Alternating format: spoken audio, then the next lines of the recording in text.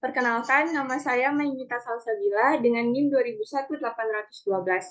Tujuan saya melakukan wawancara ini adalah untuk memenuhi mata kuliah dari media sosial dan pemasaran online. Sebelum kita memulai, mungkin Abang bisa untuk memperkenalkan diri dan sedikit menjelaskan usaha yang Abang jalankan.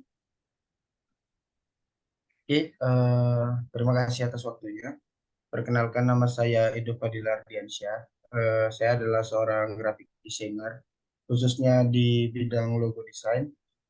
Saya saat ini freelance graphic designer dengan nama usaha educreation.id, di mana usaha ini sudah saya kembangkan sejak saya masih duduk di bangku perkuliahan dan sampai sekarang masih saya jalankan. Dan program kerja atau job yang biasa saya terima itu berupa sebuah proyek dari branding-branding UKM dan lain-lain lah, begitu kira-kira. Oh.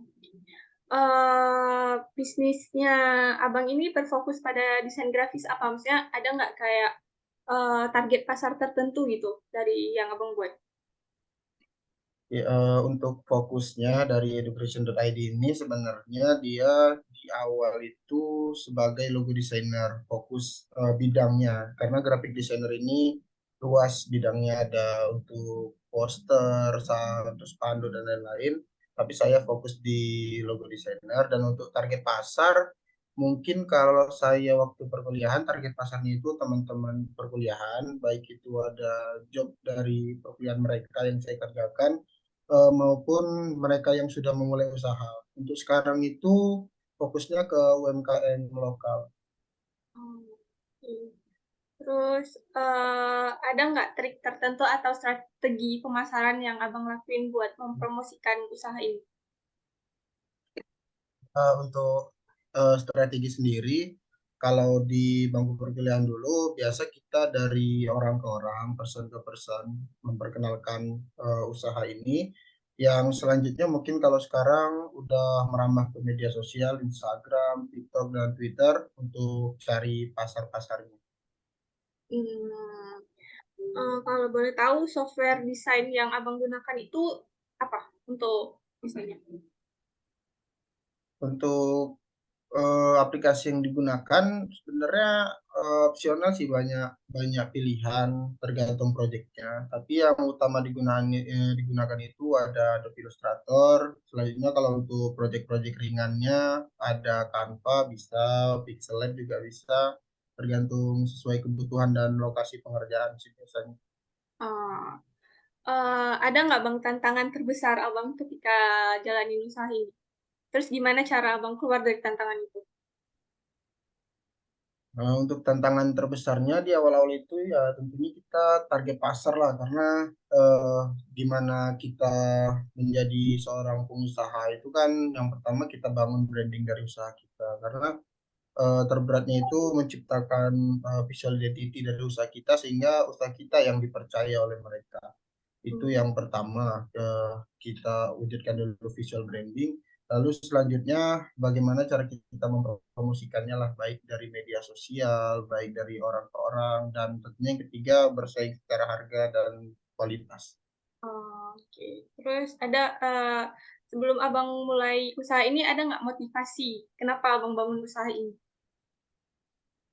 Kalau untuk motivasinya sendiri, pertama kali saya kenal desain itu waktu saya kelas 3 SMA, karena ada guru yang mengajak saya untuk berkecimpung di dunia grafik desain. Selanjutnya saya belajar otodidak, saya lihat YouTube, ada beberapa channel yang saya suka, yang terutama itu Bang Rio Purba, desainer dari Sumut. Itu menjadi inspirasi saya banyak tahu tips and trik lah bagaimana mendesain dari dia. Hmm, eh, bentar Bang. Eh, kan dari yang udah Abang jelasin, ada nggak Bang kayak tips atau nasihat kayak kalau ada mahasiswa yang ingin membangun usaha yang sama kayak Abang? Ya, kalau ada kawan-kawan mahasiswa yang tertarik di bidang graphic designer, mungkin mulai sekarang tingkatkan dulu kualitas diri, karena eh, desain ini kan selera, dan ya untuk mengetahui selera pasar itu perlu banyak riset dan belajar. Jadi jangan pernah malas belajar, kita riset, update tren terbaru, kita update apa sih yang sedang tren sekarang, desain yang gimana yang sedang tren, baru kalau udah matang baru dibuka usahanya. Karena penjualan pertama itu menentukan pandangan mereka terhadap usaha kita. Jadi kalau waktu pertama kita menyajikan hal yang bagus, otomatis ya mereka akan kasih tahu ke orang-orang untuk bikin di kita. Hmm.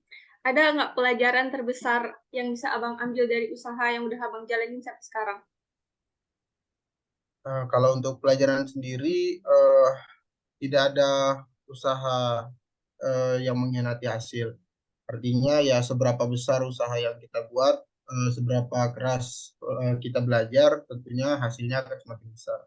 Jadi ya apapun yang terjadi nanti, jika ada kesalahan sedikit-sedikit yaitu pengalaman, karena kita nggak bisa jadi besar tanpa pengalaman.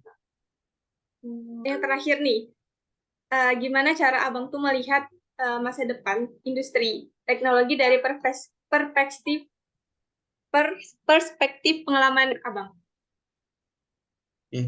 Kalau untuk kedepannya mungkin ya ini tantangan yang berat, terutama bagi kawan-kawan graphic designer karena sekarang yang kita tahu udah banyak marak penggunaan AI, artificial intelligence, di mana gambar itu gampang sekali dibuat. Tapi tentunya itu juga jadi keuntungan sendiri buat kita kalau kita bisa memanfaatkannya karena dengan adanya AI ini kita dapat banyak referensi dan kita bisa upgrade hasil desain kita jadi lebih bagus. Oh ya, sama yang terakhir nih. Kan kayak Abang bilang tadi kan ada banyak ini kayak yang udah buka usaha yang sama. Gimana cara Abang tuh bersaing sama mereka? Yang pertama dari segi harga tentunya yang utama kita bersaing. Ya tentunya jika harga kita lebih rendah tetapi kita nggak boleh juga merusak harga pasar, tentunya harga kita bersainglah dengan pasar sekarang. Yang kedua, gimana cara kita memposisikan diri terhadap klien, jadi ya kita tahulah latar belakang klien ini gimana sehingga ya kita bisa menyesuaikan dari segi pelayanan yang kita berikan. Jadi kalau kita pukul rata semua kan nggak bisa juga karena ada usaha yang udah besar, ada usaha yang baru merintis, tentunya ada perbedaan di situ dari segi penawarannya. Terus yang ketiga mungkin dari segi kita upgrade ilmu kita secara terus-menerus lah sehingga kita dipercaya oleh para klien.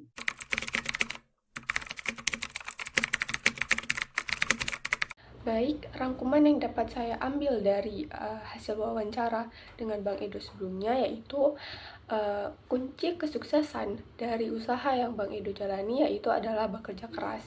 Dan seperti yang Bang Edo katakan sebelumnya, usaha tidak akan mengkhianati hasil karena seberapa keras kita berusaha, hasilnya akan semakin besar. Dan kalaupun nanti ada sebuah kesalahan, anggap aja itu sebuah pengalaman dari yang sudah kita jalankan sebelumnya. Dan juga jangan malas untuk terus belajar dan mengupdate tren-tren desain terbaru karena desain grafis ini ilmunya sangat luas dan sangat banyak diminati dan dicari di pekerjaan-pekerjaan yang akan mendatang. Baik, untuk analisisnya yaitu tantangan yang dihadapi oleh Bang Edo sendiri yaitu adalah ia sulit untuk menciptakan visual identity dari usahanya supaya bisa dikenal dari orang-orang. Tapi sekarang ia tuh sudah mewujudkan official branding dari usahanya sehingga orang bisa mengenal usahanya dengan nama educreation.id, di mana Bang Edo juga mempromosikan usahanya ini ke beberapa platform media sosial seperti Instagram dan TikTok untuk bisa menjangkau pangsa pasar yang lebih luas. Melalui wawancara tersebut ada saran yang bisa saya berikan kepada Bang Edo yaitu bisa menjalin kerjasama dengan mitra untuk bisa saling menguntungkan dengan cara berkolaborasi dalam proyek-proyek desain grafis serta dapat mempertahankan kualitas dari hasil desain yang akan dibuat sama Bang Edo dan usahanya. Baik, untuk pesan akhirnya yaitu dari pengalaman Bang Edo dapat memberikan pemahaman yang mendalam tentang dunia technopreneurship, khususnya di bidang desain grafis. Kita bisa belajar bahwa usaha tidak akan mengkhianati hasil, dimana seberapa keras kita berusaha, belajar, tentunya hasilnya akan semakin besar. Serta jangan takut untuk memulai, jangan takut akan kegagalan, dan anggap itu sebagai sebuah pengalaman. Serta jangan menunda sesuatu yang ingin dilakukan, karena kalau bisa sekarang, kenapa harus besok? Mungkin itu aja yang bisa saya tanyain sama Abang. Sebelumnya, sebelum kita tutup, ada nggak Abang mau nyampein sesuatu gitu? Untuk sesuatu apa ya? Ya untuk kawan-kawan yang mau terjun ke desain grafis, yang nggak ada kata terlambat. Kalau bisa sekarang dimulai ya mulai aja. Karena eh, dunia desain grafis ini luas dan tentunya nggak hanya bermanfaat kalau kita buka usaha sendiri. Kalau kita bekerja pada perusahaan atau bekerja pada orang, desain grafis ini tentu sangat diperlukan. Karena di mana ada usaha, di situ ada yang namanya advertising atau periklanan. Jadi pasti terpakai lah di mana-mana kalau desain grafis. Baik, Bang. Makasih atas waktu yang udah Abang luangkan untuk wawancara ini. Maaf juga kalau misalnya mungkin tadi ada kata atau tingkah laku yang kurang berkenan. Mungkin kita tutup. Wabillahi taufiq wal hidayah. Wassalamualaikum warahmatullahi wabarakatuh. Semoga bisnisnya makin berkembang ya, Bang. Terima Amin. kasih. Sama-sama sukses.